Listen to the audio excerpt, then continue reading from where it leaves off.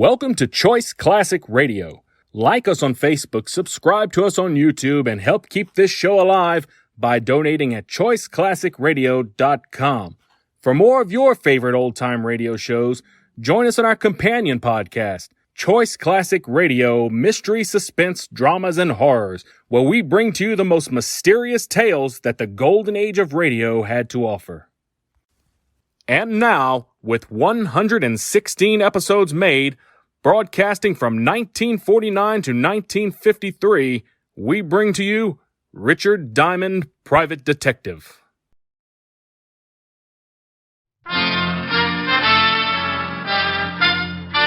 Listen while the makers of Rexall drug products and 10,000 independent Rexall family druggists bring you Dick Powell as Richard Diamond, Private Detective.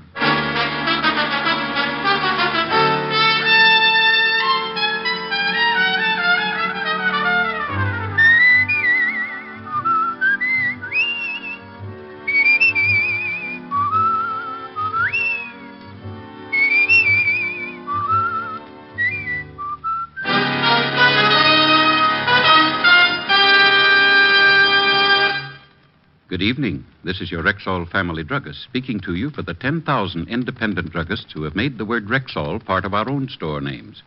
We've done that because we recommend and sell the 2,000 or more drug products made by the Rexall Drug Company. Like Plenamins, for example, Rexall's famous multivitamin capsules. 2 Plenamins a day give you more than your daily minimum requirement of every vitamin for which such requirements have been established, plus valuable liver concentrate and iron. What's more, Plenamins cost you only pennies per day. Ask for Plenamins at Rexall drugstores everywhere. And remember, you can depend on any drug product that bears the name Rexall. Good health to all from Rexall. Now your Rexall family druggist brings you a transcribed half hour with Richard Diamond, Private Detective, starring Dick Powell.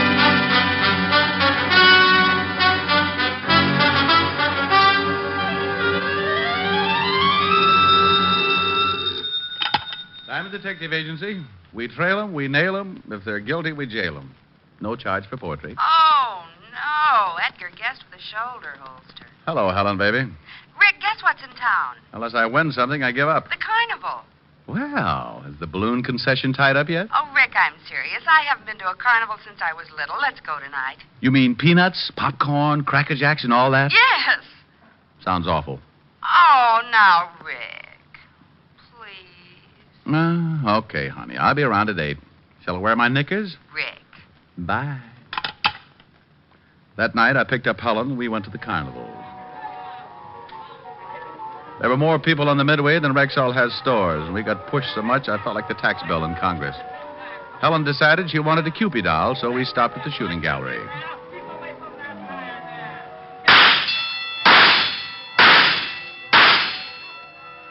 Hey, that's pretty good shooting.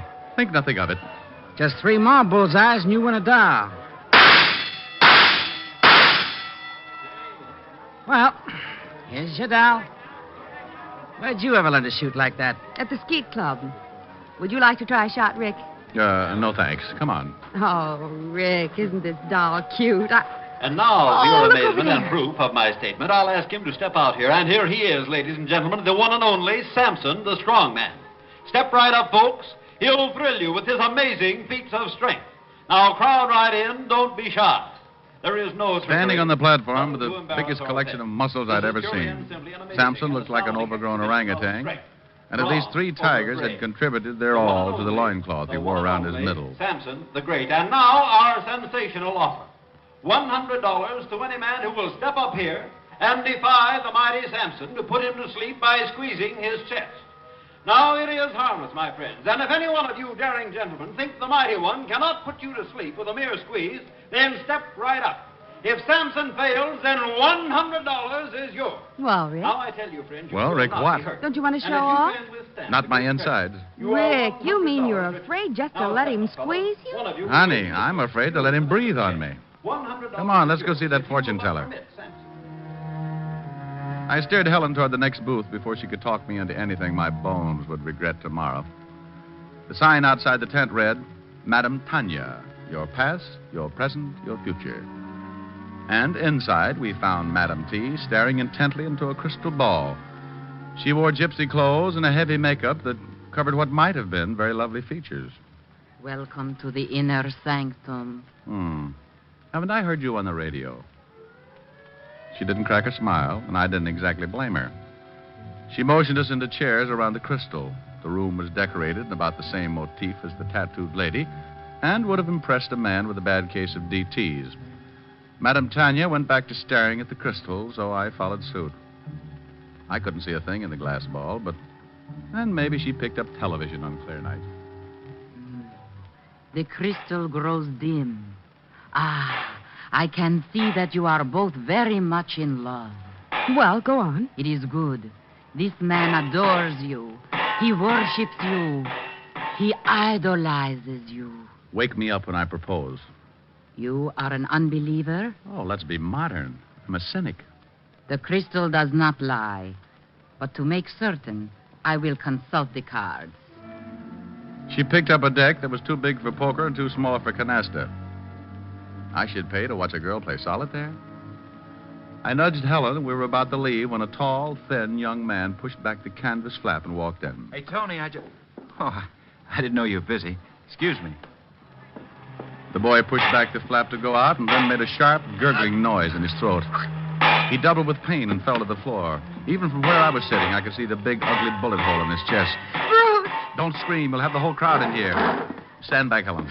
Is he hurt bad? You don't need a crystal ball for this, honey. He's dead. Even under the heavy makeup, I could see her face turn pale. I sent Helen to call the police, and then I looked around outside. The killer had either used a silencer, or else the shot was not heard in the confusion. 20 minutes later, Lieutenant Max Talbot arrived, followed by Sergeant Otis wearing his Hopalong Cassidy badge. Hi, Rick. Well, hello, Max. Where's Walt Levinson? He's on vacation, Rick. I've taken over his cases. Also his problems, I see. Hello, Otis. Hi, Shamus. So there's been another murder, huh? And you just happened to be here. Sounds suspicious to me. Otis, why don't you stick your head through a piece of canvas and let people throw baseballs at it? And get my brains knocked out? Oh, no. Why not? You got nothing to lose. Rick, Miss Asher told me over the phone what happened.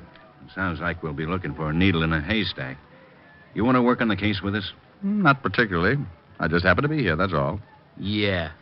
I still think that's awful funny. Otis, I'll send you my confession in the morning. So long, Max.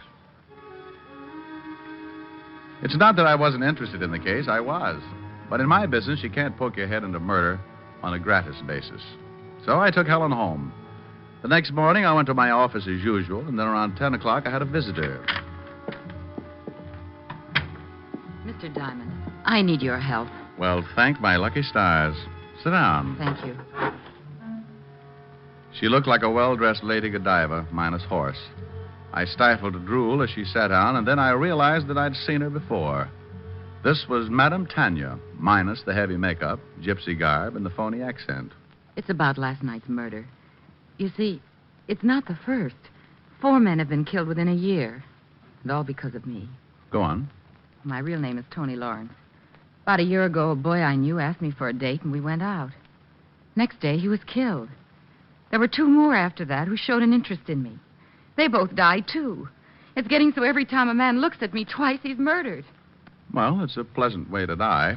But what about this kid last night? Well, he'd asked me for a date at a small party we had after the show one night.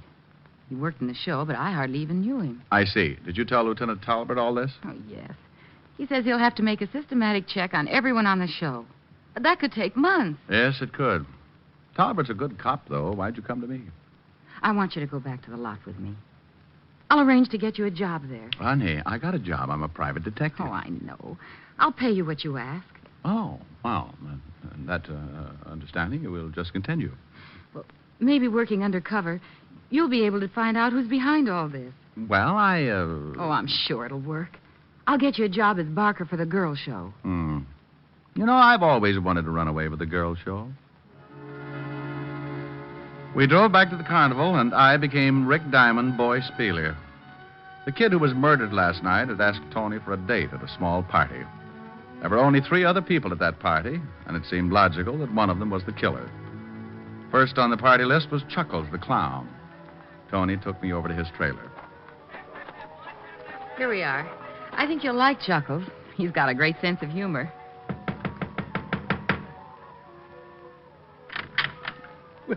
Well, Tony, come on in. Can't stay long, Chuckles. I want you to meet Rick Diamond.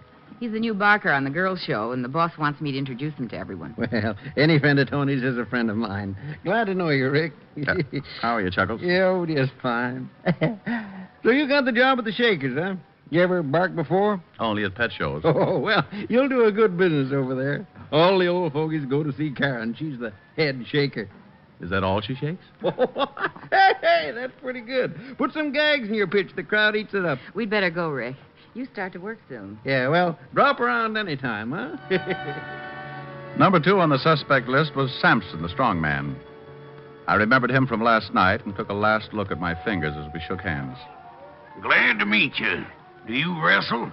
No, but I'm a demon with jacks. Oh, I can't find no one around here to play with. Oh, you poor kid. Have you tried the lion cake? Rick's going to pitch the girls' show, Sampson.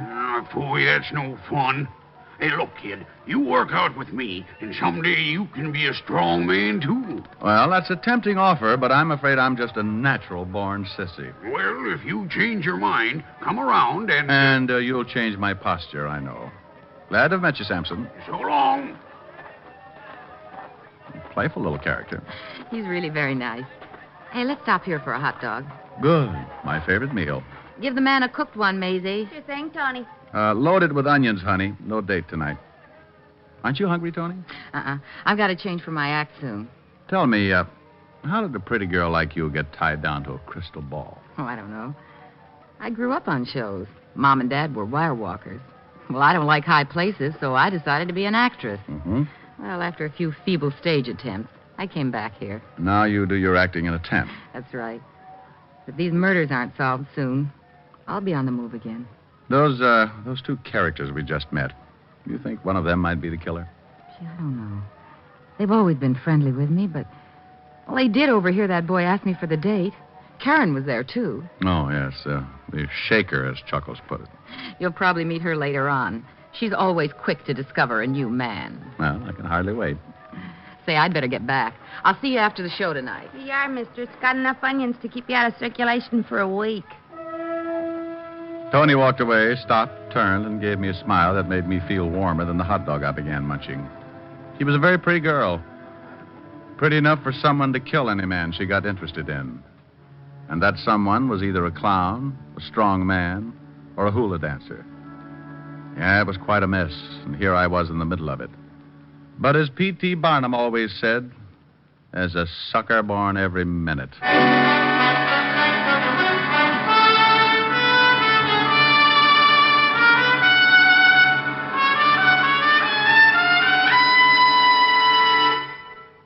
Before we continue with the adventures of Richard Diamond, private detective, here's your Rexall family druggist. Whenever you develop a simple headache, what's the first thing you think of for fast relief? Why, aspirin, of course. Right. But it's also smart to think one step further and choose Rexall aspirin. Give me 3 good reasons why. Okay. First, every Rexall aspirin tablet contains 5 full grains of pure aspirin. Second, there is no faster-acting aspirin made. What do you mean by that? I mean that when taken with water, a Rexall aspirin tablet is ready to go to work for you even before it reaches your stomach. Sounds swell so far. What's the third reason? Just this. In the economy size 200-tablet bottle, Rexall aspirin cost you little more than 0.3 of a cent per tablet. That I'll remember. And remember this also. You can depend on any drug product that bears the name Rexall. And now back to tonight's adventure with Richard Diamond, private detective, starring Dick Powell.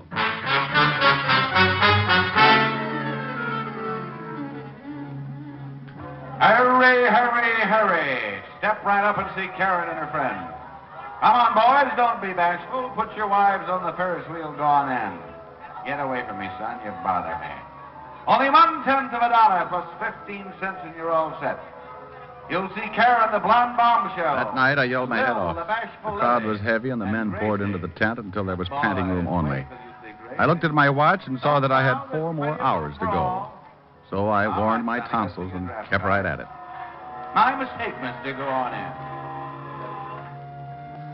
4 hours later, I felt like a politician and had a voice like Andy Devine. Tony met me after the crowds had left, and we had a Coke. Tired? Tired? Me? No. 37 hours sleep and I'll be as good as new. You'll get used to it. Oh, do I have to? I thought the girls' show would be great, but they're inside. I'm outside. Well, you'll meet Karen soon. That's some consolation. No, say, while I think of it, maybe we'd better not be seen together so much. I got a great affection for life. Yeah, I've thought of that. You'd better go on from here alone. But, Ricky, be careful. I gave her my "for you I will" look, and then she left. I had been assigned a bunk in one of the trailers and was about to head toward it when something grabbed my arm. At first, I thought one of the snakes had left the charmer's neck, but this one had long blonde hair. Hi. My name's Karen. You got a match? I'd heard the match line in a movie, but what this gal carried around could never pass the censor board. I'd been singing her praises all evening, and now I could see that I'd been guilty of understatement. Thanks. Oh, that's all right. I'm loaded with them. Hey, you're cute. The last guy had a lousy voice, but you're cute. What's your name? Diamond. You can call me Rick. You want to buy me a Coke? Sure. Well, never mind. I just wanted to see if you wanted to. Well, any more party games up your sleeve? Oh, sure, lots more. I've seen you with Tony. You like her? Well, shouldn't I? I don't know. Only the way things have been happening, it ain't so healthy. Yeah, so I heard. You like her? She's all right. Burns me, though. She makes more dough than I do, and she's strictly no talent. She just makes up them stories. Now, me, I'd give the boys the money's worth. Well, I'll bet you do. You know, I bet we get along real swell, you and me. Well, I hope we do. You know, there's nothing but jerks around here. You look sort of like a gentleman. Sorry, I'm just tired. Oh, I like it. You want to take me into town and go dancing? Well, I'm all worn out tonight. Oh, I don't really want to go. Just want to know if you'd like to take me. Oh, we're back at that. Yes, I would like to take you. Good. Oh, gee, it's a nice night for a walk. Would you like to... Let's not go round again. Say, you're awful cute. Good night. That night, I went to bed with a lot on my mind and an ice pack around my neck. I was after a murderer who left no clues. The only apparent motive was to keep men away from Tony. Chuckles or Sampson. Maybe they were in love with Tony. On the other hand, Karen might be jealous enough of Tony to commit murder. I didn't count sheep that night, just characters. Next morning, while I was roaming around the carnival grounds, I found Chuckles sitting on the steps of his trailer sewing a bright-colored costume. Well, hi there. Sit down. Thanks. Hey, you're pretty handy with that needle. Oh, you gotta be. How did it go last night? Well, I'm a little better, but I'm in no condition for a cigarette test. I'm glad I don't have to yell my lungs out every night. I just stand around and let people laugh at me. I have a friend named Otis who does the very same thing. Say, you should have been around yesterday if you like excitement. Guy was murdered. Oh? What happened? Somebody shot him. Seems like the only reason was because he liked Tony. You mean the girl who showed me around yesterday? Yeah, that's her. Oh, I guess not many guys give her the eye. No. There's one fellow that kind of likes her, though. A guy by the name of Leonardi. Oh? He don't work here no more. He's on another show. Tony and him write a lot, though. I'm always mailing letters for him. Well, maybe they're just friends. Yeah, that's what she says. He worked on this show before I came over here. I don't really know him, but I bet there's something between those two. Maybe he's the one behind all this. Could be. Well, it's not good to poke your nose into other people's business. You're telling me. Well, I guess I'll look over the show. Yeah, well, drop around any time. I left Chuckles and wandered on up the Midway. About half past the merry-go-round, I ran into Karen, the curve cram kid. Hi, handsome. Hi, yourself. You know, I dreamed about you last night. You do wonders for my ego. You do wonders for my dreams. Care if I walk along with you? Not at all. Karen, do you know a guy named Leonardi? Oh, sure. Used to work here. Why do you ask? Well, I've heard he might be interested in Tony. That's risky business, you know. Tony and Leonardi? Oh, no. Now, somebody's pulling your leg. Oh, Why? Rick, I've been looking... Oh, I didn't know you had company. Hello, Karen. Hi. I just thought I'd see if you were getting along all right, Rick. He's in good hands. That's all a matter of opinion, dear. Look, why don't you girls amuse yourselves while I make a phone call? Karen, you do the shimmy while Tony tells your fortune. I'll be right back. Both girls were exchanging icy stares as I pulled up my coat collar and walked away. So far, I'd accomplished nothing, and the case was still as mixed up as a chef's salad. I called Max to see if he'd uncovered anything on the latest murder.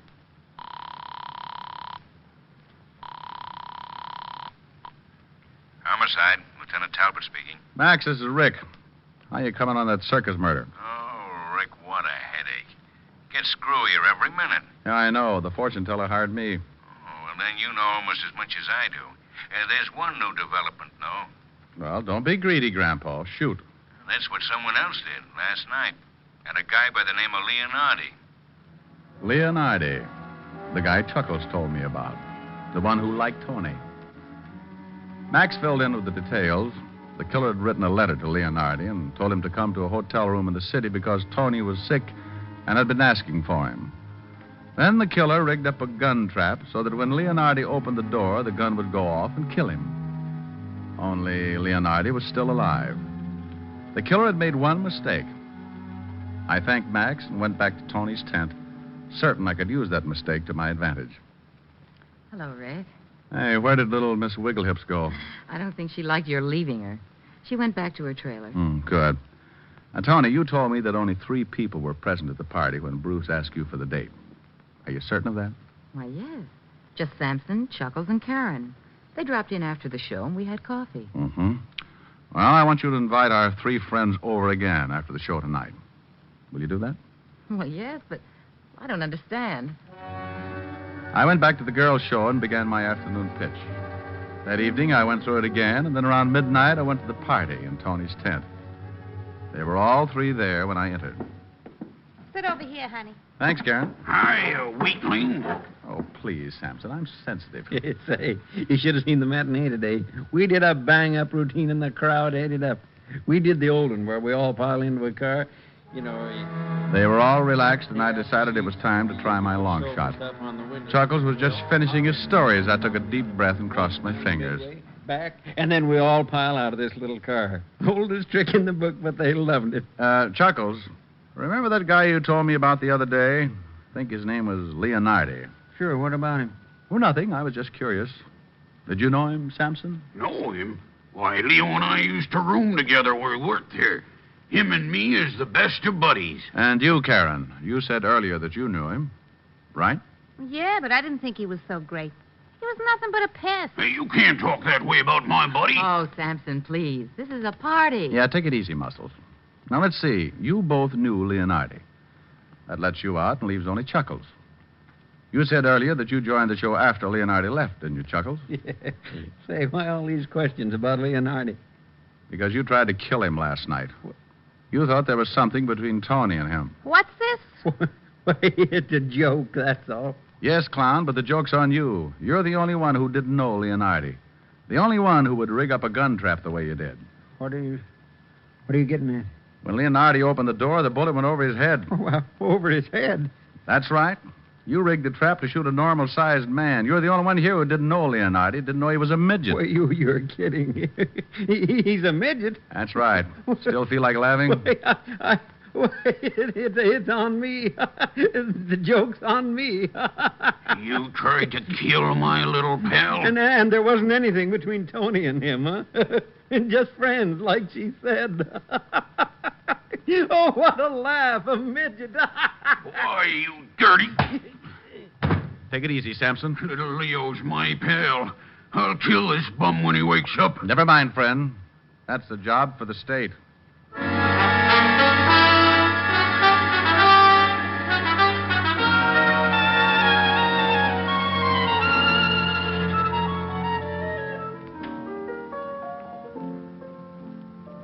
And so, dear Helen, my life at the Carnival ended, and I have come back to you. Beaten, perhaps, but ready to continue my valiant fight against the forces of evil. Justice must prevail. Truth must march ahead to... Oh, Rick. Quiet, I'm auditioning for Portia Face's life. Rick, Hmm. was that Karen person pretty? Mm-hmm. What kind of a dance did she do? Well, she started by, and then she... Well... Oh. One of those. Mm-hmm. Only more so. Well, I hope you enjoyed yourself. Helen, you're so thoughtful. Rick, Yes, baby? I wonder how I'd be doing that. Doing what? Helen, please. This is more your type. Sweet, lovely, sweeter than the roses in May. Sweet and lovely, heaven must have sent her my way. Skies above me never were as blue as her eyes. And she loves me, who would want a sweeter surprise? When she nestles in my arms so tenderly, there's a thrill that words cannot express. In my heart a song of love is taunting me, melody haunting me, sweet and lovely, sweeter than the roses in May. And she loves me, there is nothing more I can say. So that's my type, is it? Come here. Wow. Well, Oh, I guess a man's entitled to change his tune.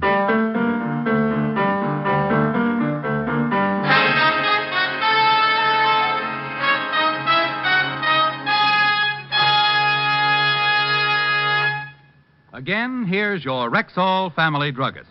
Tonight, I'd like to say a special word to users of mineral oil. I know that what you search for is one with an extra heavy body. Well, Rexall mineral oil is refined by a special process to obtain just that. And because it's so exceptionally pure and bland, Rexall mineral oil is non-irritating and non-habit forming. What's more, it's tasteless, odorless, colorless. Next time, try Rexall mineral oil. And remember, you can depend on any drug product that bears the name Rexall.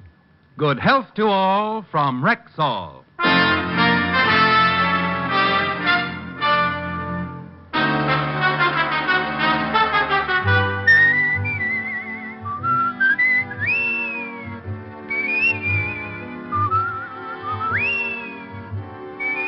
Richard Diamond, Private Detective, stars Dick Powell in the title role and is written by Richard Carr, with music composed and conducted by Frank Worth.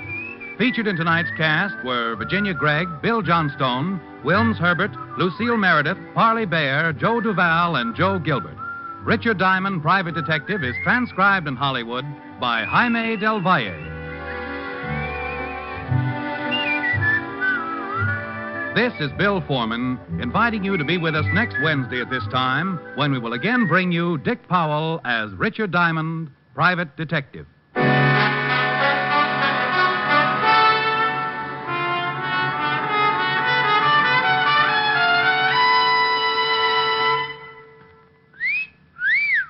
Hiya, beautiful. Get lost, Bristlepuss. You need a shave. But I have shaved. What else do you want me to do? Silly boy, she wants you to go Stag. Go Stag? But why? Because Stag is Rexall's exclusive line of men's good grooming aids, like Stag Brushless Shave Cream. No fuss, no massage, just smooth it on, and presto, you get a clean, close shave. Your face stays smooth and whiskerless all day long. I'll do it. I'll go Stag. That's it. Join the Stag line now at Rexall drugstores everywhere. Yes, to make girls care. Go Stag.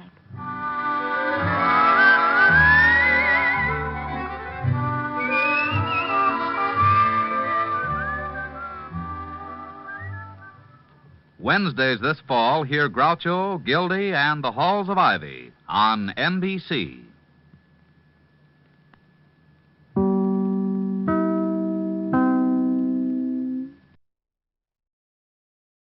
That concludes today's episode.